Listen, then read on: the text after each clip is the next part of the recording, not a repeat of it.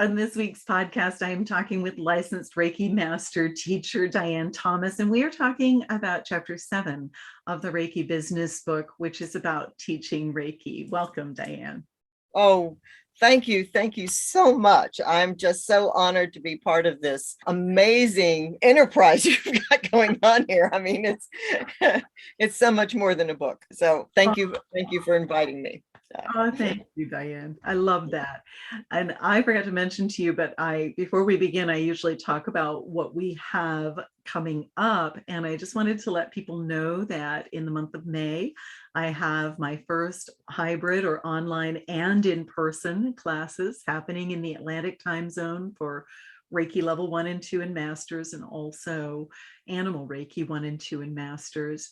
In June, I believe I have an animal communication class, and in August, I have a Karuna class as well as animal communication online in the Australian friendly time zone, which is mornings in Australia and Asia and evenings here. And I should call it Australia and Asian friendly time zone.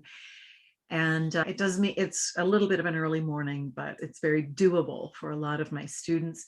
And in July, I'm teaching a full lineup of level 1 and 2 and master license classes, as well as animal Reiki level 1 and 2. And those are strictly online in July.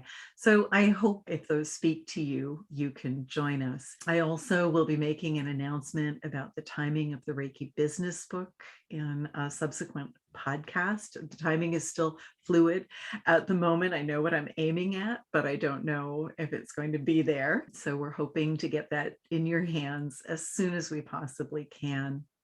And Dianne, what have you got coming up in the next little while? Probably all happens before we show this podcast, but man, I'm touring the Southeast with teaching. So the podcast is going to be shown in early April. So yeah. Actually, in April, I'm taking off so that we can get, as I'll talk about the boat, we can get the boat better ready for a more strenuous traveling. And my schedule actually is a little sparse right now because I'm adjusting to that traveling and teaching Reiki. So mostly my classes are online.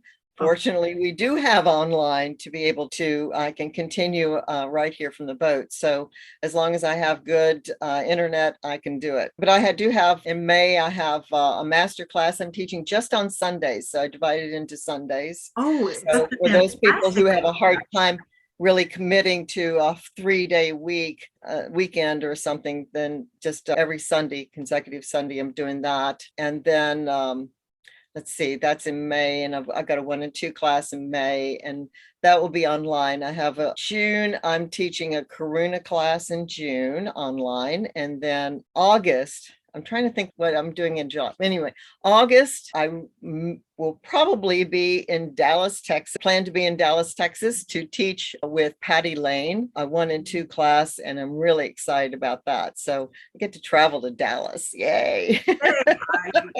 I think that's fantastic. Oh, I love Dallas. You'll have a lovely time. Yeah.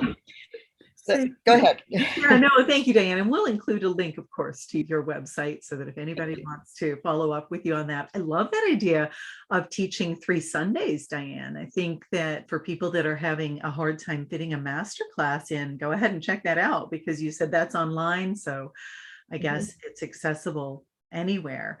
And we'll talk about where you're located, because you're located on a boat, so you do move around a little. And I know, though, you have been based out of South Carolina, I believe, but I know you're moving around a little bit more now. Yeah, I was in Charleston, and I taught classes in Charleston at my home, the Pink Dolphin, for close to 20 years. But now we're on a boat. We're in Titusville, Florida, right beside Cape Canaveral, and we were watching rockets take off this morning. It was exciting to be part of that. That's so much fun. So we won't be here for long, maybe a month or 2, and then we're going to head down the Florida coast, which is why I'm really not so much setting up some in-person classes right now, staying mostly online, and just getting our more of our sea legs. But yeah, so and when we get over into the Bahamas and in that area, I really am hoping that I can hone in my schedule so that perhaps I can have a destination type class where people can come to a place in the Bahamas that's easy to fly into, and then they can take the class. Maybe they can go out sailing, play in the water and stuff like that. We may do something like that. So that's down the line, but we need to get ourselves adjusted to this lifestyle first. This is fairly new for you. This is your home. It's the boat now. Yes, And it's fully our home. Yeah. And we have 3 dogs. So I know Pam has always said this is Reiki from the farm, and there may be some sounds from the farm that show up in the podcast, and mine is Reiki from the boat. And yes, there may be sounds of a boat because we're sitting here floating on the water, and there people drive by, and we also have our 3 labs on the boat. Occasionally they get upset if there's a bird decides to land on the boat. They go take care of that. That's their job. I love that. I love that. Guys, before we get into our podcast today about teaching Reiki, I'm just going to invite everybody to join me in an invocation, just bringing your hands together in Gasho and activating your Reiki energy and inviting your symbols to join you today. And today, we just ask you to be open to the possibility of teaching Reiki. You don't have to make a commitment. Just being open to the possibility. And I'm reminded that I never intended to teach Reiki, and I've taught hundreds and hundreds of classes now, and it is my favorite thing to do in the world. So just embracing that openness, activating your Reiki energy within your listening so that you can hear the parts of the podcast that you're meant to hear, and the tips and the understandings. When we become a Reiki teacher, we have the ability to pass on the beautiful gift that is Reiki to others. We are the students who have become the teachers, who teach the students, who become the teachers, and so on. And so we take a moment today to honor our teachers, those beautiful souls that introduced us to Reiki. And even if the journey was a bit bumpy or the relationship, we still honor it, because it is because of those beautiful people that we have the gift of Reiki today. And those people needed to get over their reluctance and their fear of teaching Reiki in order to have become your teacher. And today we invite you to bring any discomfort or fear or any worries that you might not be good enough, anything at all that might get in the way of allowing you to share the gift of Reiki to others. We invite that to come to the surface now and be healed, so that you may become a part of this beautiful legacy.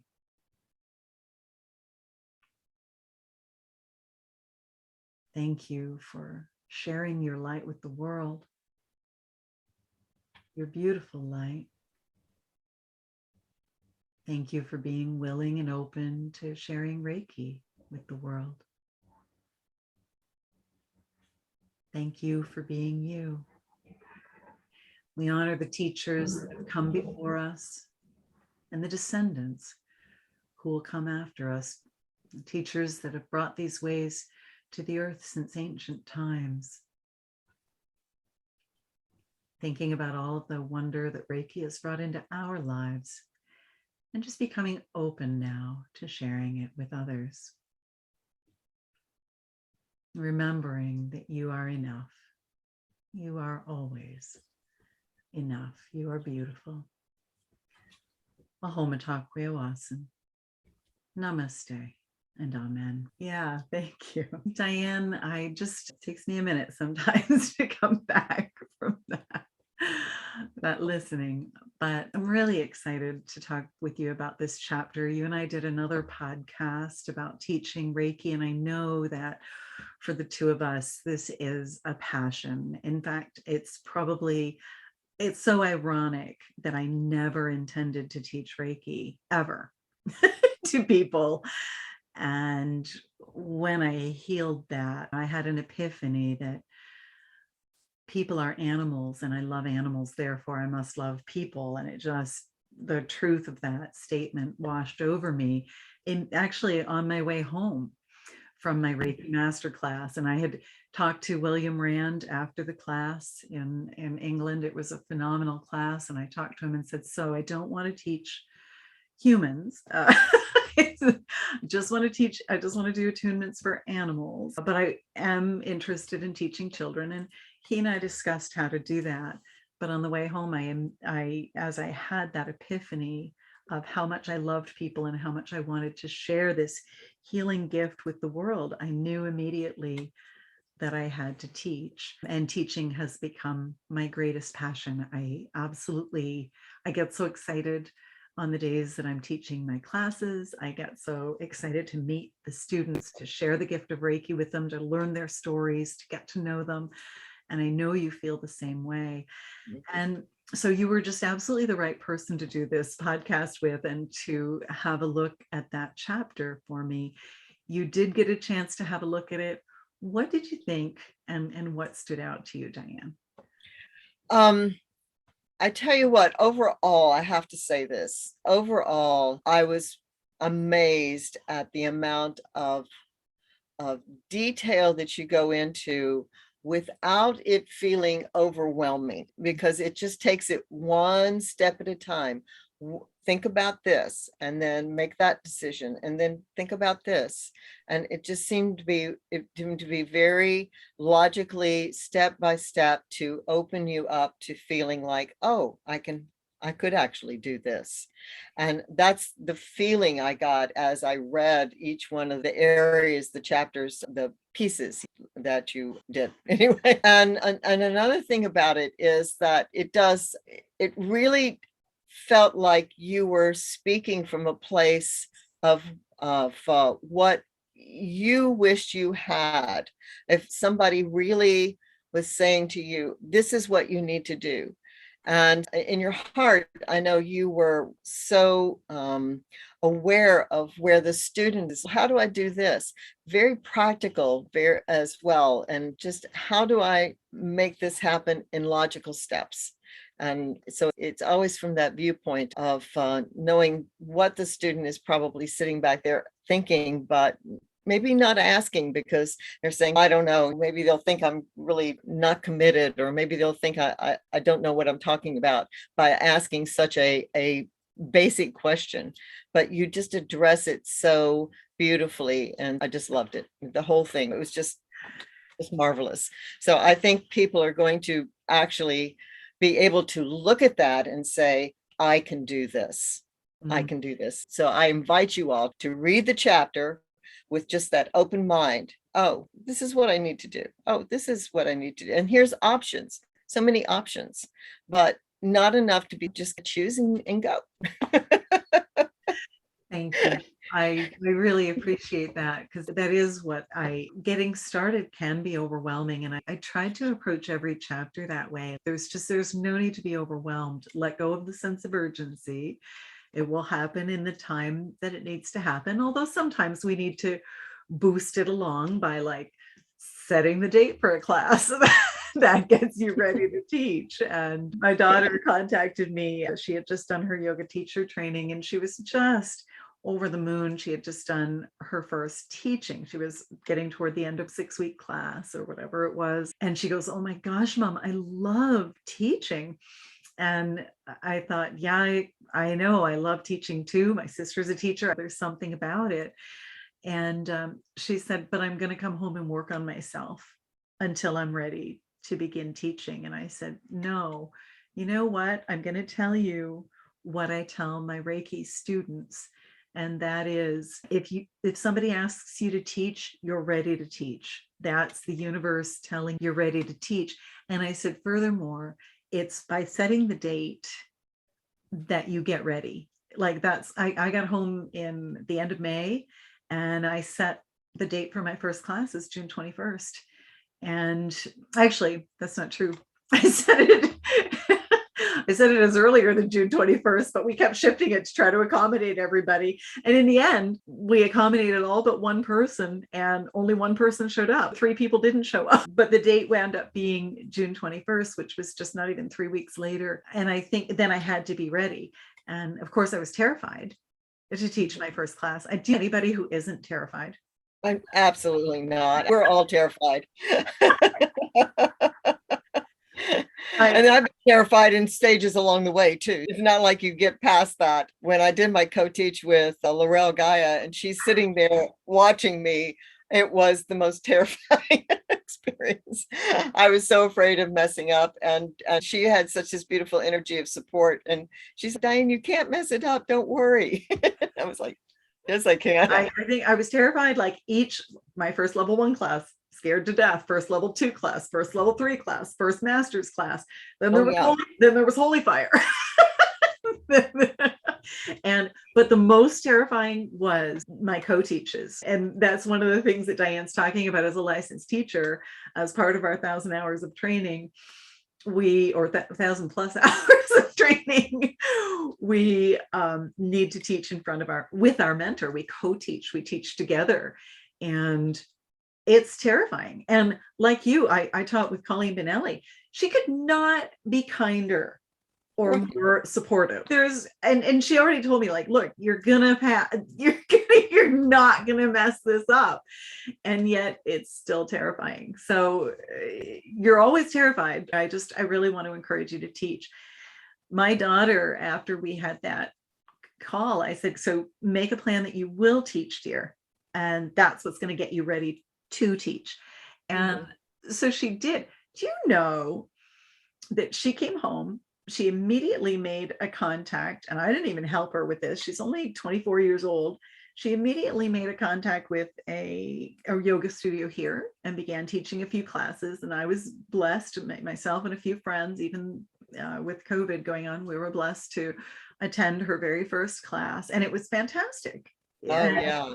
You know, even though the music got interrupted partway through by her phone and stuff, or by Siri, actually it was, and she heard something, and it was a fantastic class. And not only that, but she applied to be a yoga teacher at a ski resort in Austria, and she got the job. That's where she is right now, is in Austria teaching yoga.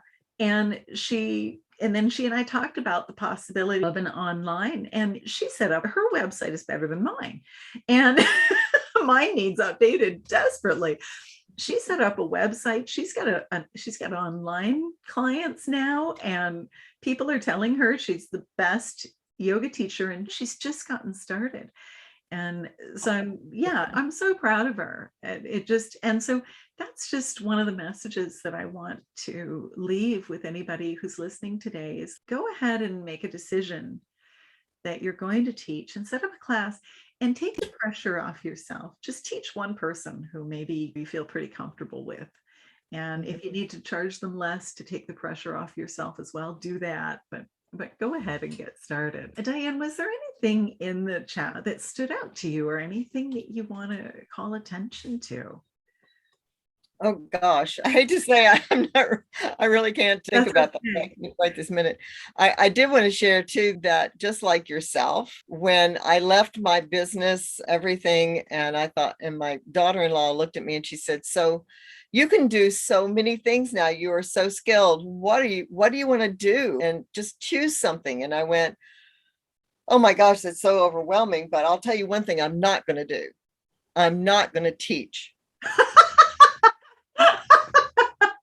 When was that? What year was that? That was 2000. That was in the year 2000. That's when I got my first Reiki session. I had to know more. I found Laurel online. In 2001, I went to her class in Myrtle Beach. And when I had to do this. And then a year later, she came back to that area. We did our master class there. And within 6 months, I was already teaching Reiki. And to that daughter-in-law. So she introduced me to Reiki as well, kind of tell me about it because she was familiar with it. And so she and her father, who was quite interested in it as well. And I said, so would you all like to learn Reiki? Yeah. And I was petrified. And I was doing is I just know these attunements are not going to work, And what was so beautiful. So Reiki always helps you to gain that confidence. Reiki's at work there. And so I've heard so many stories. There's always this little story about how Reiki validated that this was working, because I did the attunement. They're both like, oh, I was painting a wall and I was out in space. And I was like, is that what happens? I don't think it worked. And then I handed them the symbols after that. And they said, oh my gosh, this is what I was painting on the wall. And the father said, this is what I saw in outer space. And so to me, that was Reiki saying, see, I told you it was going to work. They saw it in their attunements. They just didn't recognize it because I hadn't seen these symbols before. Wow. It was fabulous. So every time, of course, that you doubt, but you push through it, Reiki will help you. It will show you, yes, you did it. You succeeded. It's always there to help you and, support you. Yes, absolutely. So I just wanted to share that little thing because I know it's terrifying. Yes. And quite frankly, I hit that wall again when it came to online. And I'll just say, how many classes had I taught in person, and all of a sudden it had to be online. And it wasn't about the material or anything. It was all about, how do I get music? Right. How do I do the music? And I could not figure out how to get breakout rooms. And it was this technology thing. And I literally had them melted down. And I just like, I can't even do this. And Reiki I just gave myself Reiki. And 2 hours later, I just went back and the answers came. Isn't it beautiful how that works? And one of the things I told the people in my Reiki Master Mentor session is that we sometimes get really hung up on, can I do this? And we don't necessarily realize that fear is ego-based fear, because the Reiki energy is responding more to your client or your students' intention to connect with it than we are just a channel. And so even though that fear does show up, and the overwhelm and the not knowing how to do things, and of course wanting to do them well, that shows up for everybody. But it's more about just providing the opportunity and getting out of the way and allowing the Reiki to do the work. William talks about his first class, and he was working with some very gifted clairvoyant students, and he didn't feel anything happening during the attunement. And he went back to his seat and he was mortified. He thought that he was going to have to give everybody their money back, and explain to them, like, I'm really sorry, but I should have worked, but I didn't feel anything happening. And in the end, he said he was glad he didn't talk first. Because these gifted and clairvoyant students who could see the energy began describing to him everything that happened. And he realized, wow, this isn't about me. This is about just allowing the energy to connect with the student. And I find now in our lineage, in the Holy Fire system, we don't actually physically do attunements anymore. We allow the Holy Fire energy to do them. So they're a hands-off style of attunement. And so I find even now we're even more out of the way and just allowing the energy to connect with the student, aren't we? But online was tough for me too, Dianne. Yeah. I wrote an article about it. Yeah, it's especially for our generation, my generation. Your generation's a little younger, but I know that. But these young, when you're young, you already understand this. I love it. But there are different, and I think Reiki continually pushes us to grow, doesn't it? It Absolutely. continually pushes us out of that comfort zone, for sure. Yeah. Yeah, absolutely. As a teacher, I learn so much every time. And if I'm not learning, I feel like I need to be more engaged in it, because my students always have so much to give and offer in the class. And so I really look at it as my opportunity to learn as well and to grow every time. So, yeah. I love it. I love it. Well, Dianne, I found my first class was so interesting that only one person showed up after. One person had a panic attack. One person, their car wouldn't start. The other person I just never heard from again. And then the one person showed up. The one that showed up was the person I knew the best and that I felt the most comfortable with. And in a way, I think Reiki took care of that for me.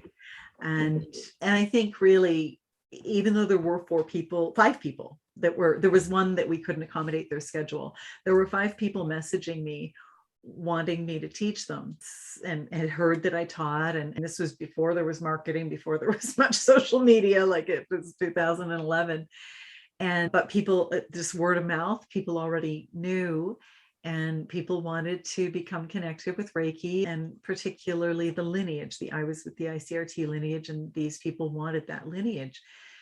And it was so interesting because that took the pressure off of me so that I was able to teach that class. And then I actually went on and taught another class that was hosted by a friend. And it was for people here at the farm. There's lots of animals. And so she had allergies. And so for that reason, she hosted a class at her home that was animal free. And I taught 4 people the very next week in that class. But having taught that first class, it really worked out. And one of the things I really wondered if the attunement would work, but also could I do the attunement? And the other thing I thought of was, how can I recreate, like my attunement had been in the center of the Stonehenge stone circle.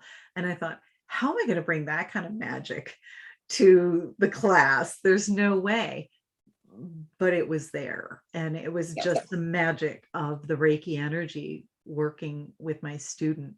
Tell me a little bit about your first class and overcoming those jitters and how that was for you. Like I said, I highly recommend doing it, like you were saying, with someone that you know that you are more comfortable with, because someone that you've never met before, you really don't know anything about them. So I just think you're adding a level of discomfort that you don't need, especially in that first class. So finding someone that works and set it up the way it works for you. I've had students that said I really couldn't teach both of them together. I needed to feel very confident about level 1, and I taught that.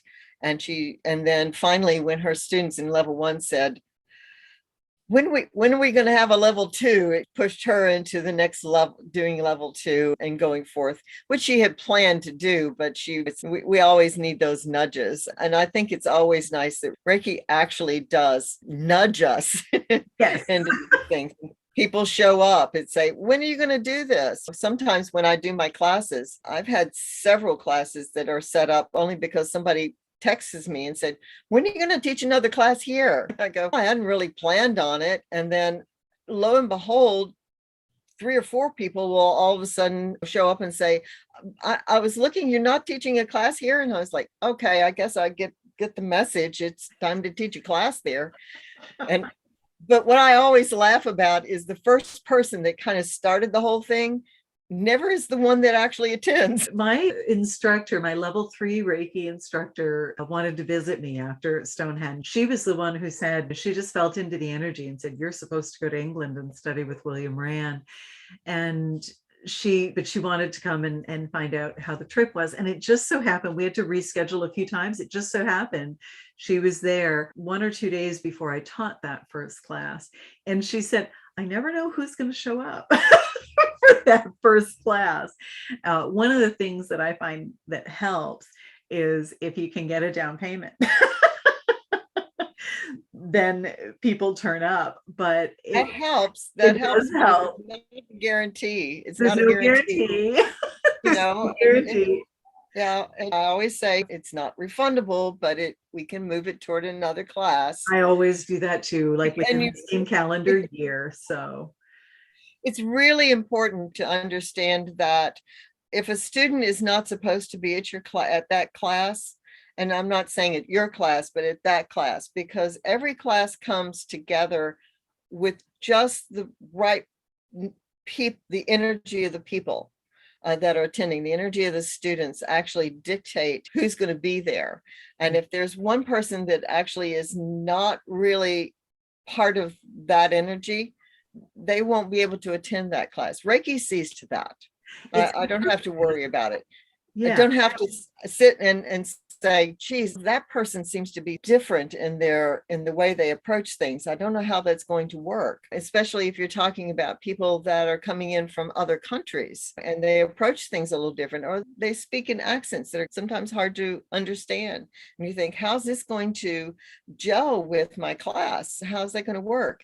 Trust it, because it will be perfect for everybody there. And that's just it. You don't judge any of it. And Reiki doesn't want you to judge, of course, at all, but don't judge it. Yeah. I have an example of that, Dianne, that there was one class and there was one student and she was so reliable. Like this woman, you could just count on her. You could say, and she didn't turn up. She didn't show up. And she messaged me just as class was beginning and said, you won't believe this. My car wouldn't start. And this wasn't even my first class. This was well in. And I said, okay, no, obviously. And she goes, so you're going to just go ahead without me? When are you teaching again? And I was teaching again a month later or 2 months later. She said, I'll have to sign up for that class. Once we got into the class, I understood. Every single person, I think I had 6 or 7 people in that class, was psychic. And this was a woman that was not intuitive at all. She would have been very uncomfortable with this group of extreme. I don't think I've ever had such a group of everybody being extreme psychic, mediums and psychics in the group. And some people that did it professionally, others that had always had those talents and abilities. And the group that she attended a few months later was for her. So that does happen. But my teacher, Pam Nadeau, she said, yeah, I never know who's going to show up. And she said this, she said, because once somebody signs up for class, the Reiki energy starts working with them and they begin shifting. And sometimes the shifting is uncomfortable. And so they get frightened or scared and they stop and they don't come. And so one of the things, and I'm aware that's a phenomenon that happens. So one of the things I started doing was when I'm doing my own self Reiki, I send Reiki ahead to my students to just assist them with that shifting process so they can still get to class. And once I learned that, to do that really changed it. Then, and pretty much after that, I'd have the odd cancellation, but you wouldn't have 3 out of 4 cancel. Right. I have to say, you were asking me about something I had never thought about that. And I really love that. So thank you for bringing that up. That was a perfect example of something that I was like, oh man, that's a great idea. And I do something, but not quite like that. Before my class, of course, I'm always going to set the energy in my space, right? So I want to set the energy in my space. Well, I use the distance symbol to make sure that energy goes out to everyone there so that they can feel the space ahead of time. So that they walk in and they're already more comfortable. Or especially if you're online and do this, then you're sending it to their space so that their space is set as well. And this was something that I like to do, is just to send that out to everybody. So it helps. Everybody comes a little bit more at ease. And that's what I noticed and so it's very similar to what I'm doing, Dianne. And yes, it does seem to make a difference. So that is a fantastic idea. Yeah. Listen, you're traveling and living on a boat and you're still teaching Reiki. How do you do that? That's incredible to me. It never dawned on me that I couldn't. Now, if it hadn't been for COVID, of course, and causing and creating this whole online experience that now, of course, and how beautiful it was that Holy Fire set everything up for us ahead of time. So Yes. stepping into that happens so seamlessly. William and Colleen may argue with that seamless part. But for the most part, it was fairly seamless as far as all the things that we needed to put into place. It was needed very little as far as really tweaking. And it's just, to me, it's just phenomenal to be online. I have classes that are just as close, if not closer, with the online experience as I do with the in-person. They're just, everyone really gels. Can we stay in touch with each other? Yeah, it's an amazing thing. And online, and go ahead. What did you want to add? I was just going to say, I find the same thing. My online students are gelling more and staying in touch more than my in-person ones used to. And that just shocked me. Yeah, it's really incredible. And when COVID happened, and I was actually in Nashville teaching a class, I had 5, 6 students, and we had a great class, of course. And maybe it's not so bad. I didn't know. It was already set, and it was like last minute. It was right before everything shut down. As I drove home, I realized we are in quarantine. I was like, wow, what happened with the rest of the world in the 2 days that I was teaching class? And so anyway, they wanted to get back together, and they said, can we get together on Zoom? So I sent out a thing. We all got together on Zoom, and we were sending Reiki to each other, a little distant session for each person. We all pinned them up and sent Reiki to them. And overall, they went, wow, this energy is even stronger than I felt when I was right there in person with this person. Yeah. And they were absolutely amazed. And that's another example to me, of course, how Reiki tells us or shows us, validates what's going on. Yes, the energy did amplify. It didn't get more intense, just right in that little gap of time. It was amazing. It really is. And incredible. Another thing I find about teaching online, and I realize not every lineage is set up to teach online, but I really was grateful that William listened to his guidance and did the work to strengthen the energy and made it possible for us to teach online. And the classes are such a high quality, and it saves people so much money in time, in travel, that and not only that, they're more comfortable in their own setting. I love the fact that usually in the in-person classes, there's always at least one person snoring, and then they get self-conscious about it afterward. And there's other people who are like, oh, I had a hard time relaxing because this person next to me was snoring. And that's not a factor in the online. Everybody's on mute. You can snore, you can cry, you can laugh, you can do whatever you need to as the energy is processing through you. And you can do it in privacy and in the comfort of your home. And another thing I learned about I thought about the online classes when I was doing a podcast about climate change and environmental impact. I went, whoa, when we teach online classes, the environmental footprint is so much smaller as well. Right. Yeah. So I love teaching online, and I know we weren't necessarily going to talk about teaching online, but I did include a section of it on it in the chapter. The other point is that it's like when they're doing their personal in their homes, they many times have those support animals with them. Oh yeah, and they get the attunements too. Yes. The support animals get connected with Reiki. That's true, Dianne. And another beautiful thing, I don't know if you notice this, but wherever you teach, there's a very special energy that comes in when you're teaching. Like, it's a very strong vibration, and it seems to almost bless a space so that it feels somewhat sacred. And when I went back the second year to teach in Australia, one of the students walked in and went, whoa, this place feels sacred. And it had been a year since I had taught there, but she could still feel the sacredness of that feeling.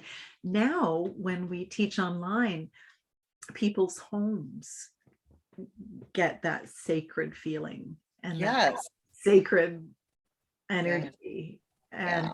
yeah, I just love it. Yeah. Yeah. So I guess the online that helps you teach on the boat. And I love the idea that you're going to be traveling and maybe even offering destination classes. I was just talking with Joan Mote about that because I plan to go and I think just take a level 1 and 2, either level 1 and 2 or animal Reiki level 1 and 2, because I love to review classes with her. And that makes it a tax deductible vacation to Hawaii. So definitely. There you go. Yes, it's my intention to do that next winter, I think. But that's just a fantastic idea that somebody, a Reiki professional can do that, can go to some of these lovely destinations and take a class. And Yeah, I look forward to that, especially when we get down maybe next year and in the January, February, March of next year. I hope to be in the Turks and Caicos where the whales are. So that would be an awesome thing. We have one guest bedroom. okay. That sounds great. In the Turks and Caicos, you can swim with the whales, and I've had so many beautiful experiences with that. So I'm really hoping that that will be our place next year, and that may be something that I set up. I've actually already had one student that signed up about 3 years ago for Karuna there. She says, I'm going to wait and take my Karuna when you're in the Turks and Caicos with the whales. That's where I'm going to be. Yeah, I think you and I better stay in touch on that. Swimming with the whales, that, oh my land. Yeah, I think I might need to do that. But one thing I want to say about that. So you may be looking at, I don't have the space, or I don't have this, or I don't have that. And what I really want to point out is, don't say I don't have, but say, how do I make this work? Because this is what I say. I never thought that I couldn't do this. It never dawned on me that I couldn't do this. So that was my attitude. But when you say, oh, I don't have this or I don't have that, then you're holding yourself in that place of not having it. So you need to just rethink that and just say, how do I make this work? And the answer will come. I laughingly say we have the best Google in the world. And if you keep Googling that I don't have it, then you're going to get a lot of Googles that say you don't have that. Love that. And we know how, when we Google something and it doesn't get you the results you want, you need to reword that search. You got to reword those words. So reword your words. How do I make this happen? And the answer will, and the Googles will show up. Your mind has always been a Google. I love that. I feel like I heard, and when you said that, I heard move out of the space of lack and into the space of solution. Absolutely. So you just never went into the space of lack. You just stayed in solution. And really, I guess that's what William did when he brought the classes in online. He just stayed in the space of solution. He didn't go into, we can't share Reiki now with people because of quarantine. He went straight to solution. And I remember when, I'm sure you remember this meeting too. I had just returned from teaching in London. I had just got my nudge to create the Reiki mentor class. I had sat down in the London airport and recorded my very first Facebook Live to try to help people with all their stress and worry around what was happening. And we had our meeting. And I remember William came on and said, guys, I'm hearing that it's time to teach online. And we all went, William, what about this? What about that? And he goes, guys, I heard it 2 hours ago. I need to spend some time with this and understand it, but we will get back to you as soon as we can and, help you do this. And it wasn't 2 weeks. I think it was 2 or 2.5 weeks. They were back to us with full, complete training, with a complete outline of how to do it that took all the guesswork out. That's my inspiration for the book. I wanted Yeah, I think so too. Yeah, definitely just outlined everything, except Zoom stuff.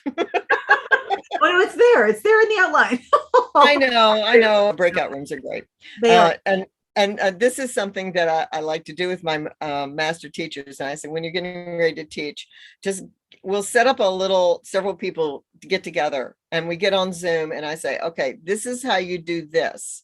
So I make them host, and then they can see the options and they can figure it out, because otherwise you don't get that. You don't get the options. You don't get breakout rooms unless you're the host. Right. Or the co-host or something. But it's just so everybody gets to practice these crazy little things that can be monumental unless you know how to do it. Technology goes, oh. So don't let technology do that to you. If I can do that, and I'm in my 70s, come on. Oh, you're fantastic. And I'm only in my 50s, but I have had a deep distrust of technology most of my life. And I am so glad that this process of moving the classes online helped me through that. I already knew, I had already actually moved I had to cancel classes, of course, when I came home, because I was actually planning to come home from London and go immediately to teach in Ohio. And so I had to cancel all those classes, and then I had to cancel my May classes. And that was April and my May classes. So I actually was guided to, at the end of April, to put it all together for at least the animal communication class and move that online. And then I went, and that was just my Reiki guidance. So I listened. And thank heavens, William and Colleen came and taught us how to teach online before that, because it made my class so much better. And I know that in our manuals, there's a very detailed outlines and descriptions of how to do things with links and all of that, which is useful. So I really appreciate talking about that. And there's so many different types of classes. And I tried to cover a few of them in the book. I tried to cover teaching in person and some of the things you need to do, teaching online. And then I tried to cover the hybrid class, even though I'll be teaching my first one in May, where you have some students online and some in person. Or Jill Teal teaches a hybrid class where people learn online in the morning, and then they have their lunch, and then they come to her facility to work together in the afternoon and practice. I think that's so interesting. Here again, just being open to possibilities of what else you can do. Just like, how do I make this work? Yeah. How do I make this work? And so when you teach on the boat, Dianne, you primarily teach online, do you?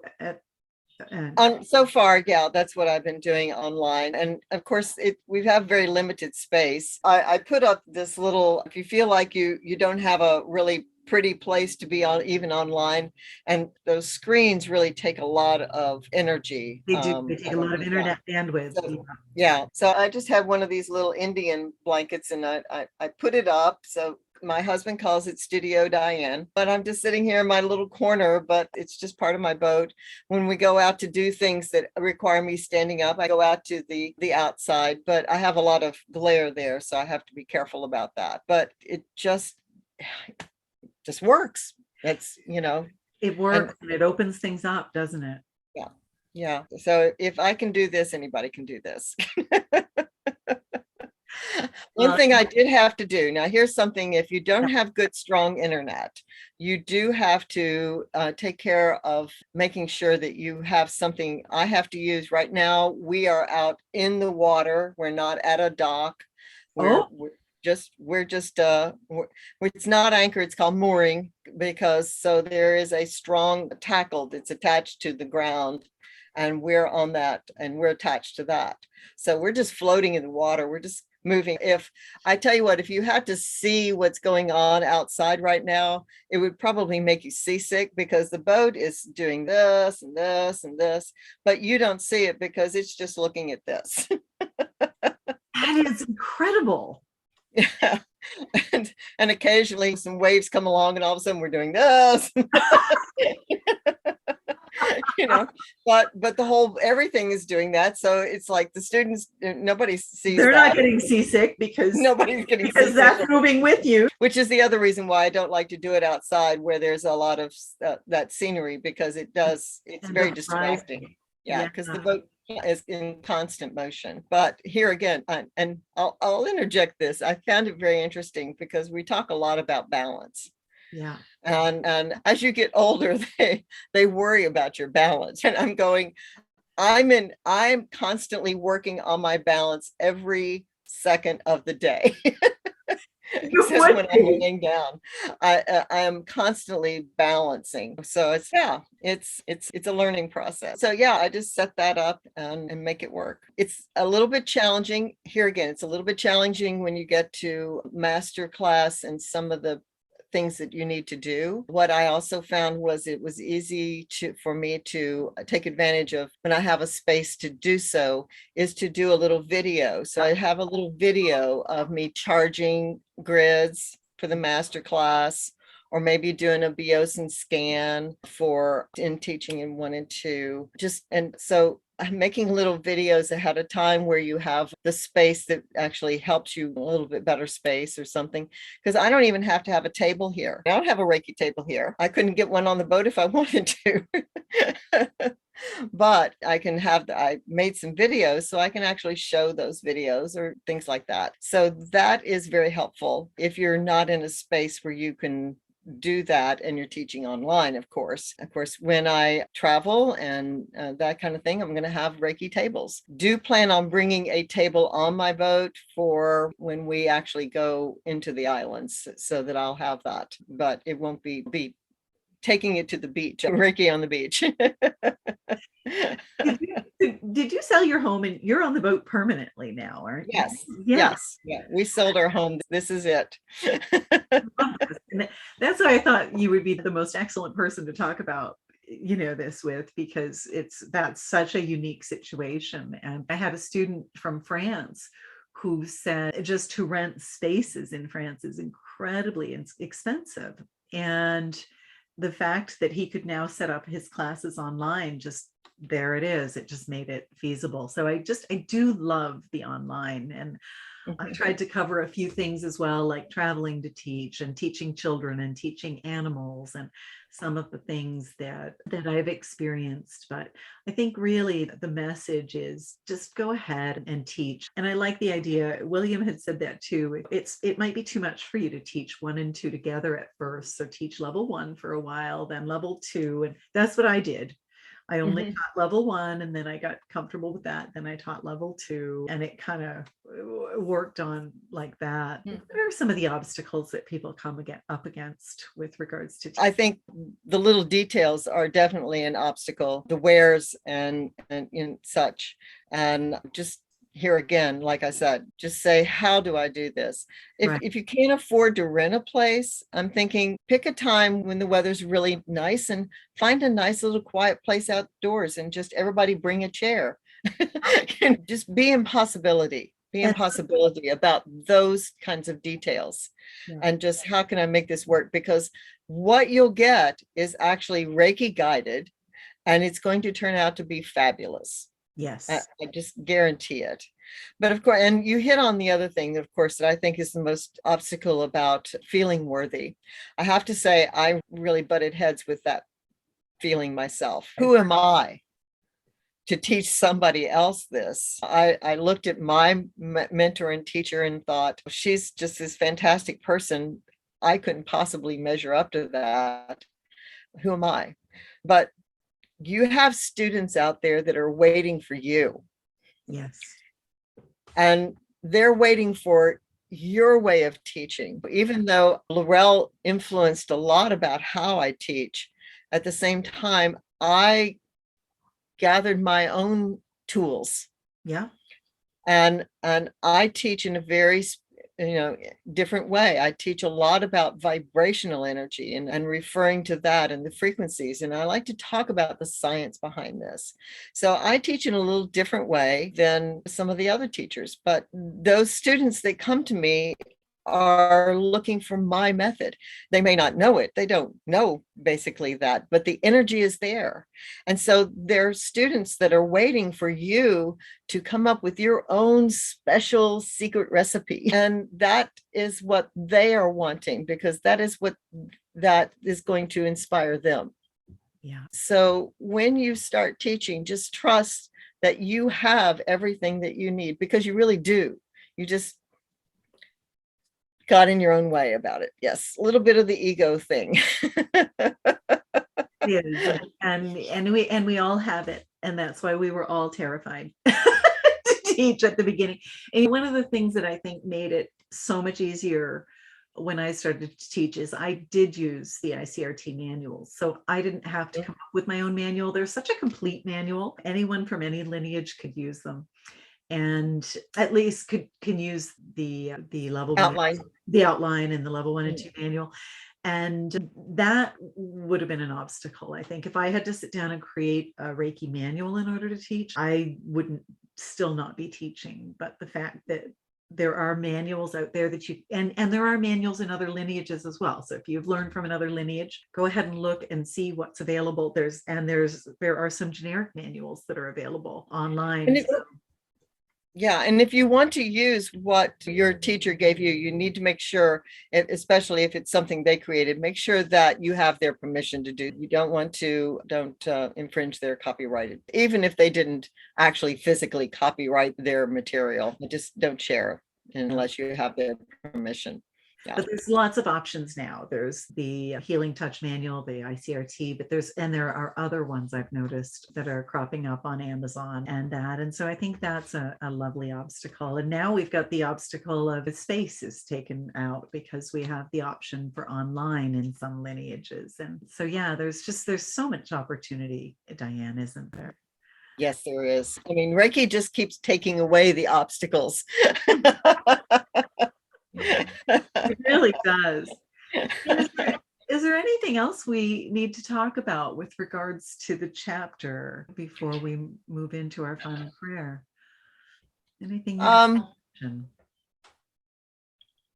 Gosh, I can just reiterate some of the things that you said. It's just the most amazing feeling is to teach. I love sharing Reiki with clients. I love Reiki sessions and watching people change how Reiki and when Reiki assists them. And I love to be part of that. I'm just the conduit, of course. And in the classes, I'm just the conduit. And here is another thought about when you feel like you're not good enough. It's not you anyway. It's the Reiki. It's coming through you. The class comes through you. Yeah. Every class, I never know exactly what's going to come out of my mouth. I put Reiki on my voice box and I say, God, you know what these people need. You know, go ahead and let the whatever word need to come through. And I'm sometimes shocked at what comes through.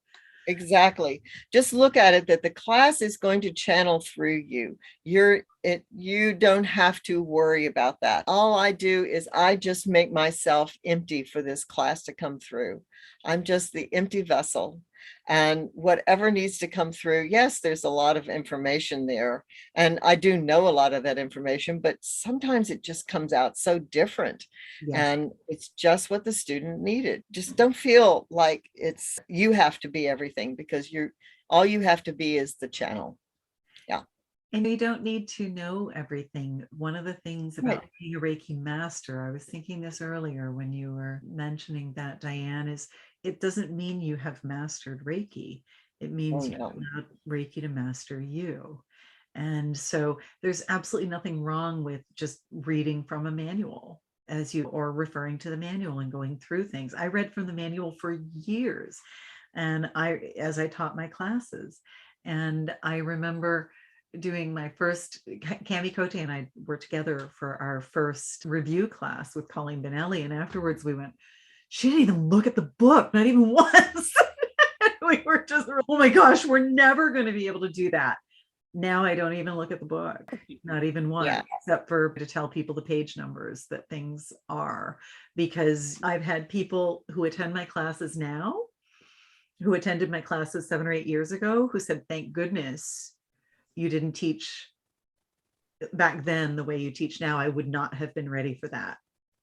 Oh, how interesting. Isn't that interesting? You were a little more basic with the Reiki. You were following the book. That's the class I needed. And that got me ready for the class you're teaching now, but I would not have been ready for this. That's a perfect example of the fact that you're going to get the student that's ready for what you have. Yes. You don't have to be that. It's the perfect example of that. Yeah. Thank you. Yeah. And there's another thing that I was thinking of that you made me think of, Dianne, and it's something that William Rand has said, and that is that there's a specific wavelength of Reiki when you learn Reiki and you're doing your self-treatments.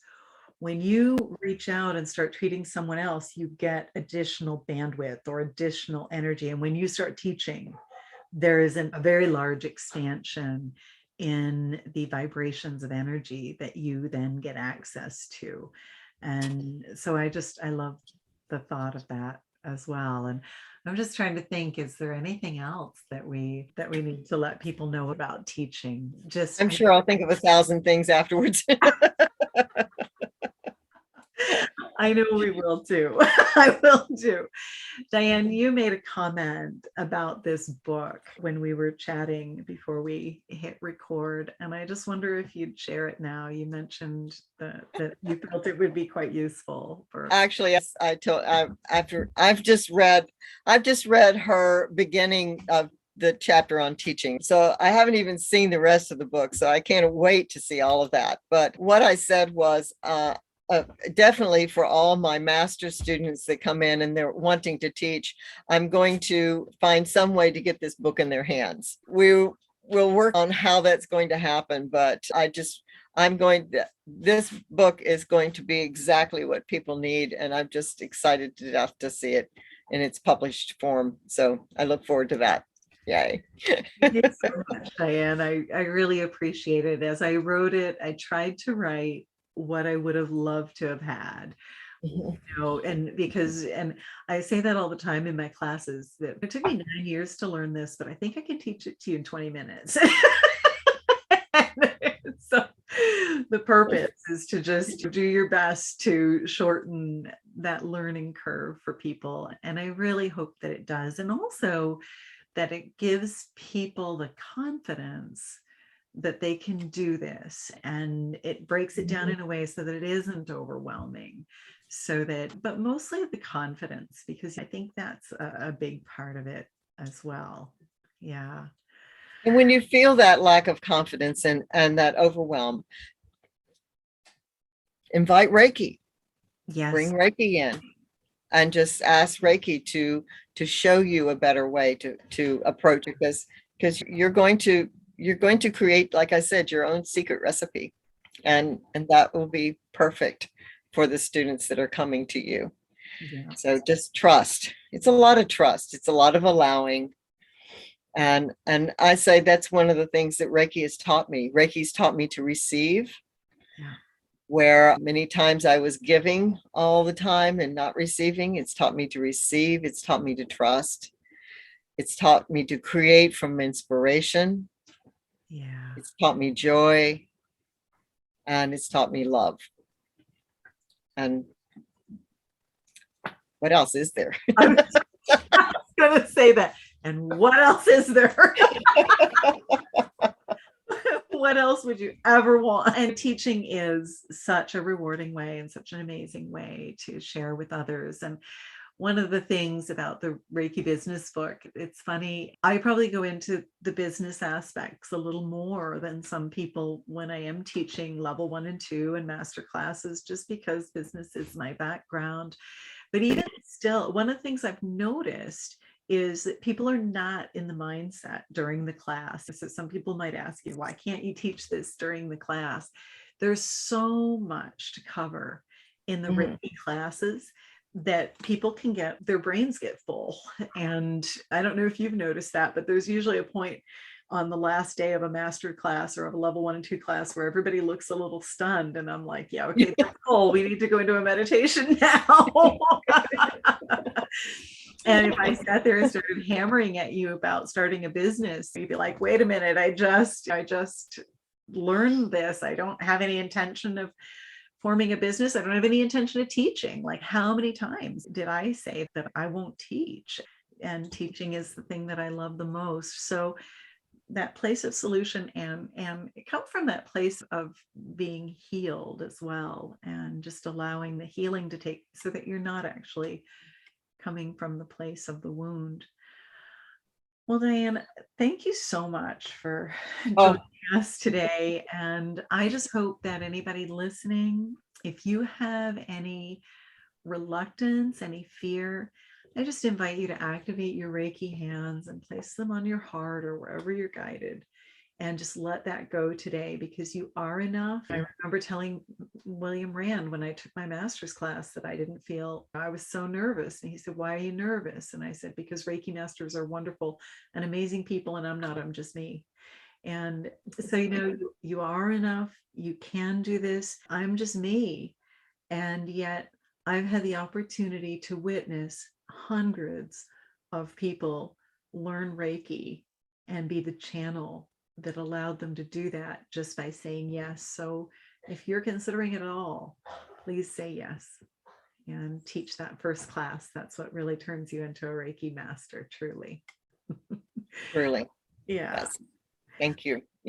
Thank you for being here. Thank you for sharing your beauty, your gifts. And I just want to thank the listeners, and thank you for considering saying yes. The world needs more people like you. Namaste. Thank you.